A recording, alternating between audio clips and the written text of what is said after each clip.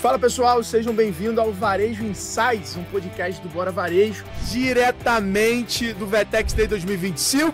Estamos aqui mais um ano marcando presença com essa comunidade, essa plataforma do varejo que reúne empresas para investir em conteúdo, experiência e educar o lojista brasileiro. Então, bora construir, aproveita os episódios, caderno e papel na mão, anota os insights e bora vender.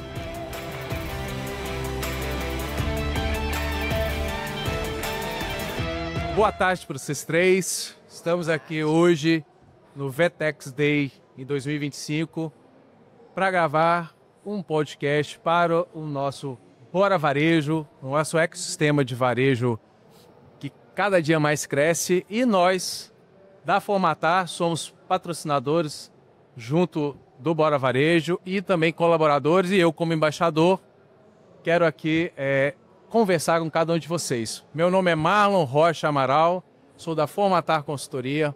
Estou aqui com o Lucas Rabelo, Na Lojinha e Na Lojinha Kids. Estou com a Júlia, do Grupo Divinópolis Calçados, lá da cidade de Divinópolis, e Lucas também é lá de Divinópolis.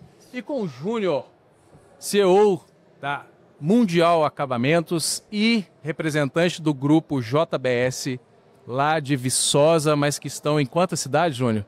8 cidades. Beleza. Bom, enfim, gente, nós vamos falar aqui um pouco sobre o desafio de fazer parte de uma empresa familiar, de fazer a sucessão, seja da primeira para a segunda geração, da segunda para a terceira, e também um desafio que é de começar uma empresa do zero junto da irmã. E aí eu queria começar com o Lucas, já que ele que teve esse desafio entre vocês três aqui de começar um negócio há 20 anos atrás junto da irmã, não é, Lucas? Como é que é isso? Começar um negócio do zero e tem 20 anos que agora está funcionando, está querendo ou não remodelando o negócio. E como é que foi isso? Conta pra nós. Então, Mário, na verdade, quando nós começamos nosso negócio foi na necessidade, né? Então, assim, não foi algo assim que foi planejado muito. Mas a necessidade de quê? Financeira. Financeira. Vocês juntaram a fome e a vontade de comer e começou o negócio. Isso. Na verdade, nós passamos por necessidade financeira. Meu pai, teve problemas financeiros na época e tivemos uma reunião. E ele disse, não vou conseguir sustentar mais vocês, de maneira alguma não vou poder mais ajudar. E eu e a minha irmã éramos empregados, né? Eu já trabalhava numa fábrica de roupa e ela trabalhava no escritório administrativo. Então, nessa reunião surgiu a ideia. A gente já tinha uma certa expertise eu já tinha trabalhado com tecido, já trabalhava numa fábrica de roupas. Então, já tinha um certo conhecimento no segmento de roupa, né? Então, meu pai era comerciante muitos anos, foi representante comercial nessa época. Então, teve a ideia veio até dele na época, né? E querendo ou não, foi uma empresa fundada por nós, mas o meu pai teve um papel muito importante na fundação da nossa loja. Foi ele que uniu, ou ele que deu a ideia e fez vocês dois. Sua irmã é a Ana, né? Isso, a Ana Cláudia. E aí, a Ana e você começaram juntos ao mesmo tempo? Junto, ao mesmo tempo. Mesmo trabalhando em lugares diferentes, ela saiu do lugar... Sim, nós juntamos os acertos, nossos, e criamos a Na Lojinha. Na época ela foi fundada numa garagem, né? Era um conhecido meu, emprestou uma garagem, alugou, né? Uhum. Uma garagem, então negociamos e começou ali, com móveis doados, as bancas nossas eram feitas com cestos plásticos. Tudo difícil. Tudo difícil, sem um capital muito baixo para iniciar uma empresa, né? Tá bom. Júlia, você, sucessora, pai da mãe de uma empresa de 55 anos, é isso? Fala para nós o tanto que foi difícil ou não foi difícil de assumir a direção geral do grupo. 6 lojas lá na cidade de Divinópolis, especializadas em calçados e segmentados, né? Conta para nós. Eu nasci dentro de loja, na verdade, né? Eu falo que eu não me lembro de passar um Natal sem ser em loja. Então, assim, para mim sempre foi muito claro o que eu gostaria de vivenciar na minha fase adulta. Então, eu já me via dentro desse papel de estar ali à frente às lojas, né? Mas os desafios vêm, né, com a questão da sucessão. No entanto, a gente, passando por esse processo, eu estava com meu pai, comecei lá desde muito nova, Desde assim, da minha adolescência eu já ficava junto com meu pai, embrulhando. Eu amava aquele universo de loja, eu amo ainda. E fui aprendendo a conviver. Eu falei que a convivência com as pessoas, eu fui entendendo como conviver o dia a dia ali com os colaboradores. Isso me fez crescer muito. Com 18 anos, entrei na faculdade de administração e comecei a trabalhar junto com meu pai. Foi aí que realmente eu tive uma noção maior. E justamente nessa época foi quando nós passamos pelo pior momento financeiro da empresa. Mas hoje eu vejo como uma escola, porque essa escola é o que me fez chegar até aqui. Então, o meu aprendizado desse caminho todo foi muito grande. E aí vieram os desafios também. Eu tenho mais 2 irmãs, né? Eu como a mais velha das 3 irmãs e a que tinha mais vivido ali, né, naquele primeiro momento, era que mais tinha conexão com a empresa. Mas você sabe muito bem como foi difícil cada uma entender o seu lugar ali dentro da empresa, mas hoje, né, tanto os meus pais na pandemia se afastaram, eu assumi de vez a empresa e hoje muito confiante do meu trabalho e hoje tendo suporte também, mesmo não estando dentro de lojas, meus pais são muito importantes. E claro, acho que a Formatar, ela veio para selar, né, todo esse trabalho. Eu falo que a Formatar é o meu olhar de fora da empresa, para todo mundo eu falo isso. É o meu olhar de fora da empresa e é através dali que a gente consegue fazer um trabalho e fazer uma sucessão bem feita, porque também meu pai é uma pessoa extremamente influente na cidade, tinha um posicionamento comercial muito grande, empresarial muito grande, e continuar esse trabalho, porque às vezes as pessoas falam que é fácil suceder, né? Ser herdeiro é muito fácil, muito pelo contrário. É difícil começar um negócio, mas é difícil também continuar um negócio. Eu não sei dizer o que é mais difícil. Se é começar um negócio do zero, ou se é suceder um negócio que é de sucesso. Não sei. Porque isso eu vivi as duas coisas. Foi muito difícil fazer a sucessão de um negócio muito bem sucedido. Sofri muito, por isso que a Formatar nasceu. Sim. E começar a Formatar do zero foi tão difícil quanto, mas eu fico em dúvida se uma coisa foi mais difícil que a outra. São 2 partos difíceis. 2 partos. Júnior, fala para nós a sua história. Minha história? A sua história. Então, eu sou a 2ª geração, né, de um grupo que foi fundado pelo meu pai e pelos irmãos dele, em 1960. E era meu pai mais 4 tios, mais ou menos uns 20 herdeiros.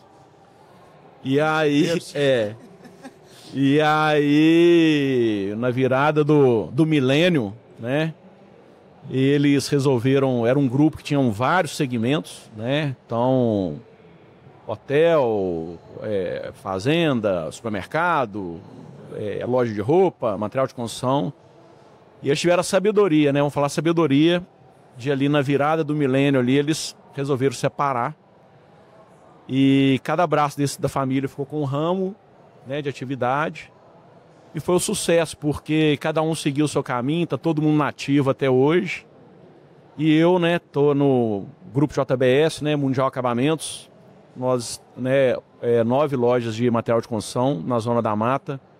Sou a 2ª geração, mas já tenho a 3ª também trabalhando com a gente. Suceder, né, o seu pai, por exemplo, né?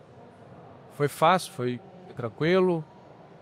A Júlia contou aqui a dificuldade de assumir um negócio de um pai que era extremamente presente no comércio, na cidade, muito influente.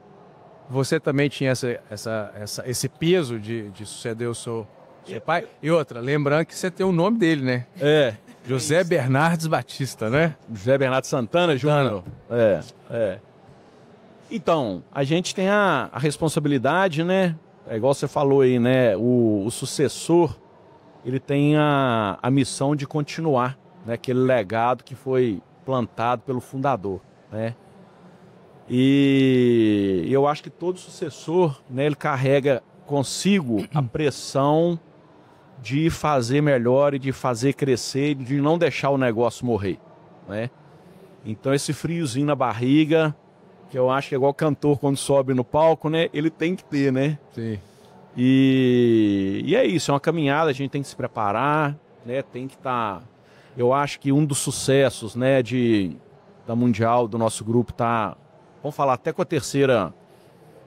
Já na terceira sucessão já em andamento e vamos dizer assim, né, feita com sucesso, é um planejamento, né? Sim. Isso aí é fundamental. Essa eu acho que foi a maior virtude do meu pai, porque muitas empresas morrem nesse momento, né? Sim. De não se planejarem para esse momento que é crucial. Sim. Agora me fala uma coisa, cada um, e aí quem quiser falar primeiro, dos principais desafios de ter um varejo de loja física neste atual momento da humanidade, aonde o bombardeio de todas as tecnologias, né, focadas principalmente na venda digital, no e-commerce, e vocês com o varejo tradicional de rua, né, tanto de roupas, calçados, acessórios e materiais de acabamento. Qual que é o maior desafio hoje? Se manter vivos, crescendo, faturando, ganhando dinheiro, tendo margem de lucratividade num varejo de loja física frente a isso tudo. Lucas, pode falar. Nossa, Mário, são muitos desafios, né? Inclusive o evento aqui hoje, VTEX Day, né? Que a gente tá participando, assim... A cabeça tá explodindo. Nossa, dá vontade de chegar lá e implantar muita coisa, eu tenho que entrar no digital, né? Então, assim, você vê muita coisa, mas não. As palestras que a gente está assistindo são sensacionais. Você sente pressão, quando eu falo sente a pressão mesmo do que está acontecendo em relação aos seus concorrentes que estão, às vezes, no digital ou então no e-commerce? Porque você concorda, né? Todos aqui estão concorrendo diretamente com o e-commerce e no digital. Mas... O meu segmento, que era mais focado em roupa, eu falei assim, isso vai demorar para acontecer, tal, roupa a pessoa gosta de experimentar, tal. Até que eu comecei a ver as pessoas entrando com o celular na loja e pegando a roupa, olhando a etiqueta e pesquisando o preço ali. Então, assim, a gente carrega essa pressão, sim. Exato. Tem que fazer a modificação e não vai ter como escapar, não. Ô Júnior, deixa eu te perguntar, material de acabamento, como é que vende no digital? Pois é. Material de construção, pensa, como é que... Então, uma palestra. a gente, eu acho que todas essas novas tecnologias deixam a gente sempre com medo, né? E ao mesmo tempo isso nos força a entender e buscar estar dentro dessa caminhada, né? Então isso aconteceu com o e-commerce, né? Quando veio o e-commerce, igual o Lucas falou, né? Todo mundo falou, será que meu negócio vai acabar ou não? E a gente vê o varejo físico ainda como o local da experiência, né? O local onde o consumidor realmente tem aquele ponto de contato com sua marca, né? E o digital, junto com a inteligência artificial agora, é o que nós estamos vendo aí que está fritando os miolos da gente aí, né? Então, essa daí, tô saindo ali da palestra ali do Fred Trajano ali, ele falou que não é mais e-commerce, né? É o AI commerce, né? AI commerce, né? É a nova onda, né? Exatamente. Então, do e-commerce nós sobrevivemos. Agora, essa aí nós temos que se preparar para se adaptar a ela, né? Você tem vivido essa dificuldade, Júlio? Bastante, bastante. Principalmente por ser uma empresa muito tradicional, né? A gente tentou durante a pandemia ali... Como diz, a empresa fechada, a loja fechada, eu tinha que vender de alguma forma. Nos aprimoramos em termos de venda pelo WhatsApp, que eu acho que foi a grande disrupção da nossa empresa. Só que o site realmente a gente não conseguiu. Quando o mercado voltou pulsante demais, né, ali em 2021, 2022, o que nós fizemos? O que eu achei interessante também, que isso fala muito, eu vi algumas palestras falando muito isso, nós focamos, onde era mais importante, focamos no canal físico. Que a gente precisava voltar, a gente precisava repor a equipe, então aquele movimento, era importante fazer aquele movimento. Agora é importante fazer o movimento de voltar no canal digital. Por quê? Nós estamos falando aqui também, se a gente for falar, a empresa tem 55 anos. Eu não estou falando em fechar a empresa em 5, 10 anos. Em 5, 10 anos nós estamos com uma geração que é 100% digital. Sim. Nasceram no digital, sim, vão comprar 100%. Os que não nasceram já estão comprando, imagina quem nasceu. Exatamente. Então, assim, para a empresa prosperar hoje, é realmente unir o que a gente... Eu falo assim, unir a expertise do humano Sim. com a inteligência artificial que vai trazer todo para nós, assim, ferramentas de altíssimo nível para a gente vender. Então, assim, eu estava até conversando com o Túlio ali fora, nós já estamos atrasados. Sim. Porque a gente não tem nenhum site ainda, então nós já estamos atrasados. Fazemos um ótimo trabalho em loja e no físico. Mas realmente, foi o que eu falei com ele, nós vamos ter que acelerar. A cabeça realmente está fritando aqui no evento. Na realidade, nós estamos vivendo um momento em que, no Brasil, 90% dos comércios, né, ou do varejo, ele está concentrado no micro, pequeno e médio empresário. Sim. A grande, esmagadora maioria desses 90% de empresas e de empresários ainda estão, né, trabalhando de forma bem tradicional e física. O máximo que experimentam de venda digitalizada é a venda através do Instagram, né, com o Linktree, né? Pouquíssimos têm um e-commerce, pouquíssimos têm realmente um site onde trabalha-se a venda ali. E, de fato, com essa velocidade da inteligência artificial chegando, né? E principalmente os novos consumidores, que os próximos 5 anos serão praticamente, e como eu vou dizer, 100% digitalizados, então nós temos um grande exercício de pressa para correr atrás, de fato, dessa adaptabilidade dos nossos negócios, né? Mas me fala, diante desse desafio, se a gente não tiver uma organização de dados, de informações, quando eu falo em dados e informações, indicadores, né? E não só indicadores, da onde extrair esses indicadores, vocês acreditam que a gente consegue fazer essa virada de chave? E outra, vocês estão hoje preparados para esses indicadores e com tecnologia, né, e sistema para extrair essas informações, para alimentar essa IA ou essa base de dados que a gente precisa para vender digitalmente? Marlon, eu te falo por experiência, né? Depois que a gente teve aquele encontro da Formatar lá, nós fechamos com a Tuto lá, né? E a primeira coisa que eles pediram foi o banco de dados, né? Então, exatamente. E você não tem? Eu tenho um sistema da empresa, né? Aí o sistema da empresa não permite ter acesso.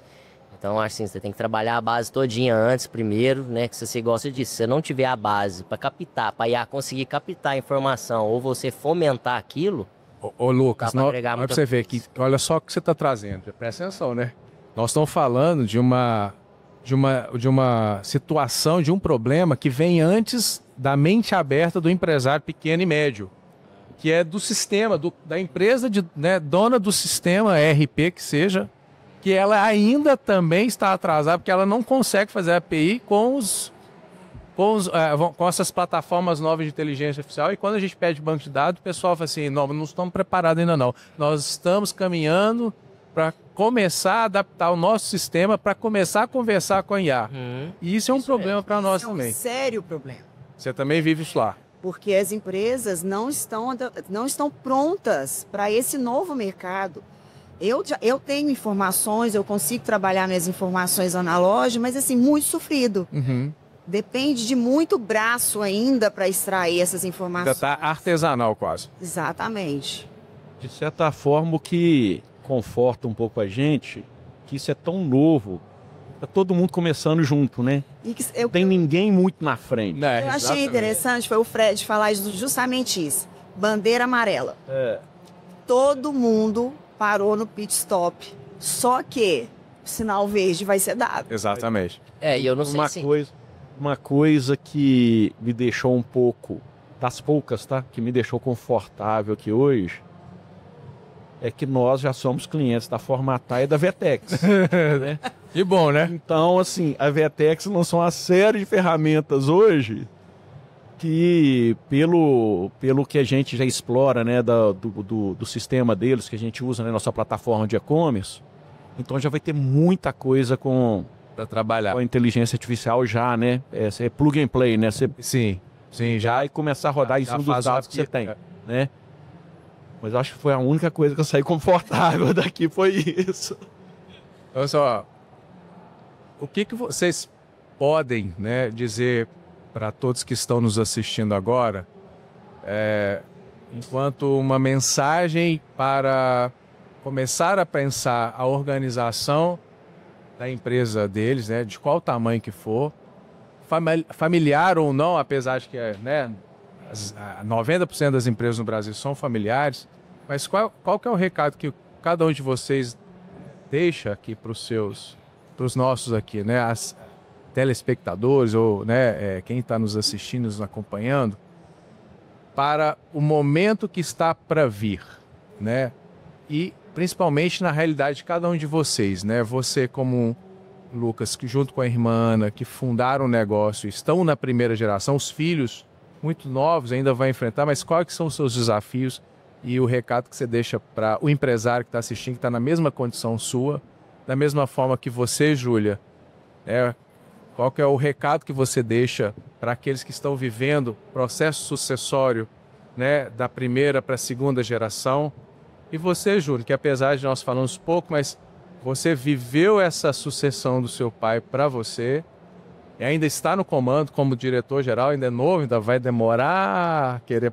Mas você já tem o seu sobrinho, que está com você há muito tempo e já é um braço direito, né? Vamos falar que é quase que um vice-diretor-geral do negócio. E tem os seus filhos, 2 filhos que já iniciaram este ano, né, no negócio. Então, assim, você está fazendo essa... Quais são os desafios e o recado que você deixa para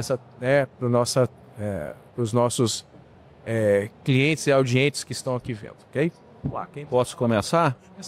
Então, eu acho que a empresa, né, eu aí, né, daqui a pouco já passando o bastão para a terceira geração e em breve também tem a 4ª chegando.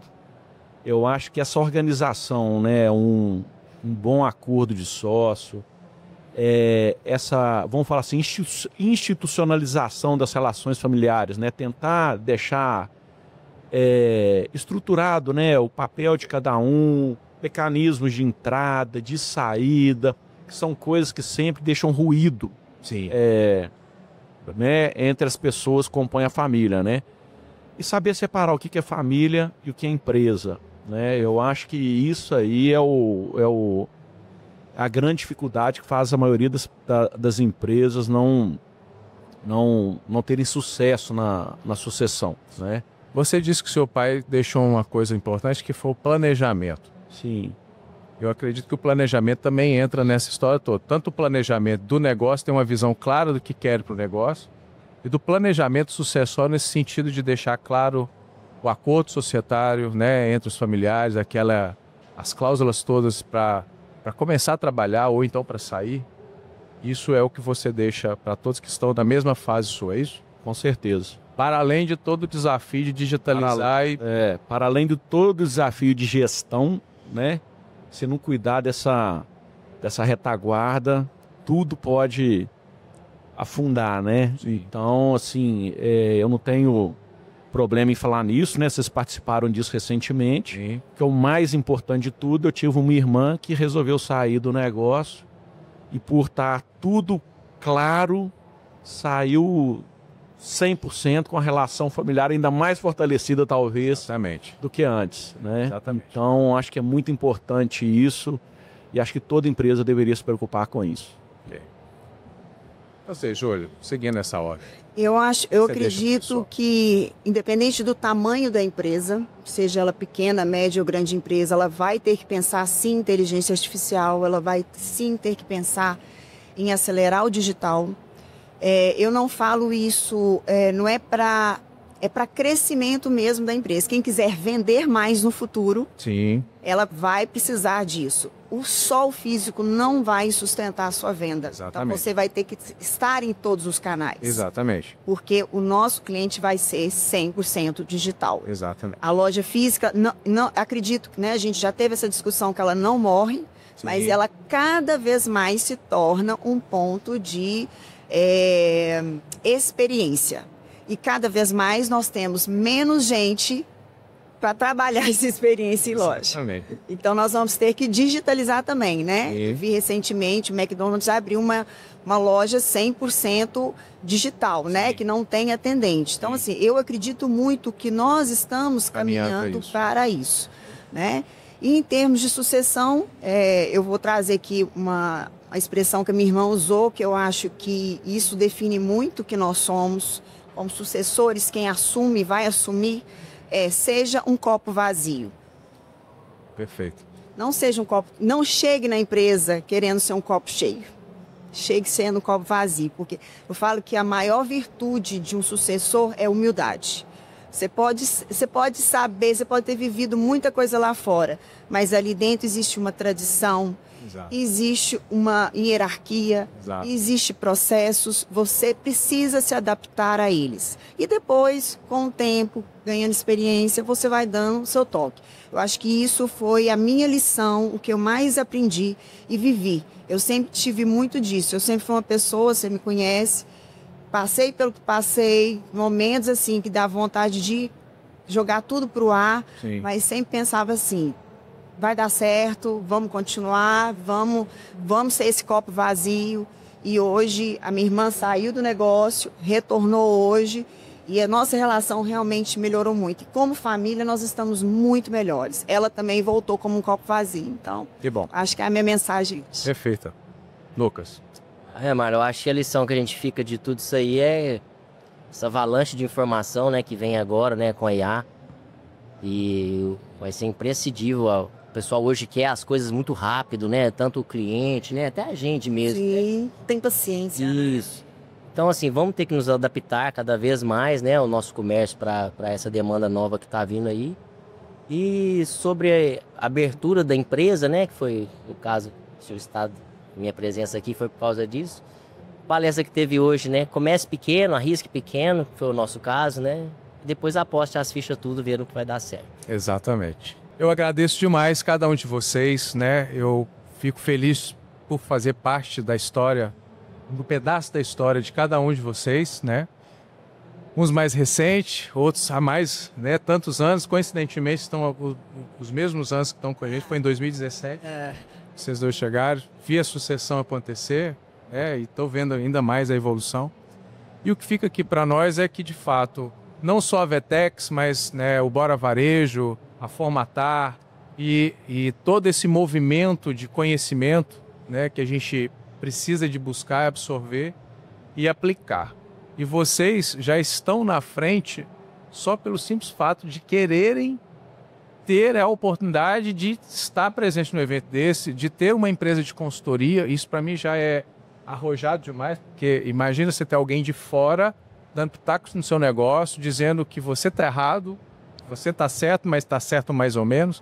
Isso é muito difícil, então isso para mim já é uma humildade por si só, né? Então parabéns para vocês, eu agradeço mais uma vez, agradeço aos nossos telespectadores, aos nossos seguidores, né? Ao Bora Varejo pela oportunidade. E nos vemos nos próximos dias na Formatar, no dia a dia e, quem sabe, num próximo podcast. É isso aí. Abraço a todos. Obrigada. Obrigado, gente. E aí, curtiu esse episódio? Não esquece de seguir aqui o nosso canal e, sem dúvida, seguir o nosso perfil no Instagram, @BoraVarejo, para que você tenha mais acesso a conteúdo sobre varejo, com qualidade e aplicabilidade no seu negócio. Até o próximo episódio e tamo junto. Esse podcast foi editado por Croma 09.